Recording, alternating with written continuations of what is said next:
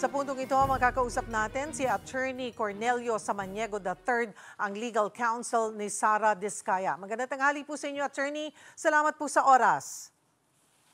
Magandang tanghali, Ma'am Cheryl. Mabuhay ka. Attorney, ano po ang reaksyon ni Ginang Diskaya dito nga sa pahayag ng Pangulo na posibleng lumabas ang arrest warrant laban sa kanya ngayong linggo? Bilang spokesperson ng Magkatawang Diskaya, nire-respeto namin yan, no? Proseso po yan, Ma'am Cheryl.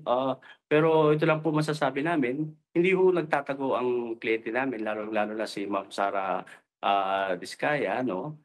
Kung may warrant of arrest, willing siyang subuko, or baka mas maaga pa subuko siya. Kung voluntary surrender po siya. Hindi po sila tumatakbo sa legal na proseso. Nakausap, kailan niyo po, Attorney, kailan niyo po huling nakausap at nakaharap si Ginang Diskaya? Kausap ko lang po kahapon. Actually, ma'am, to tell you frankly, bilang respeto sa legal na proseso, si Ma'am Roma Diskaya ay nag-surrender na po siya sa Pasig City Police kagabi.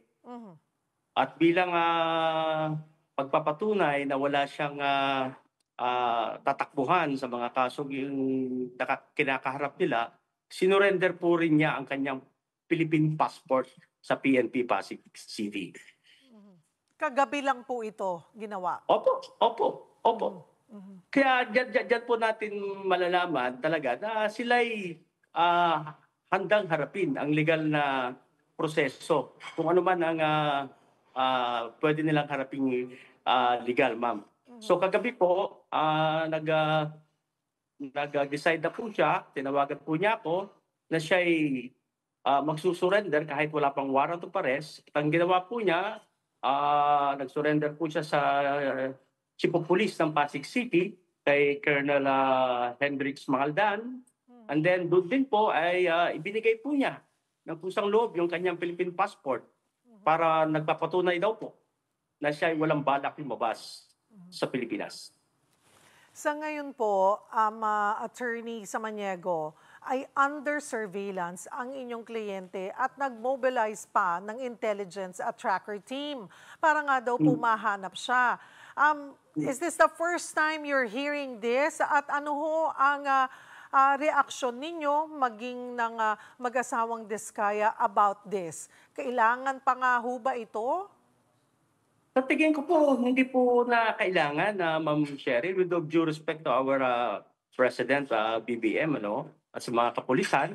Kasi tulad po nung nangyari kagabi, voluntaryo hong nag-surrender si Miss Maria Roma Rimando Diskaya, sa Pasig City Police, sa harapan mismo ni Colonel Hendrix Mangaldan, ang Chief of Police ng Pasig City. Ngayon, with respect to Ma'am Sara Diskaya, ako lang po kasi ay spokesperson nila mag-asawa.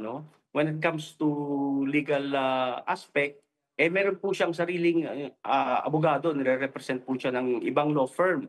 So ako po ay hindi makakapagsalita sa kanya ngayon, pero ang tinitiyak ko lang po ay hindi ho yan tatalikod sa legal na proseso si Ma'am Sara.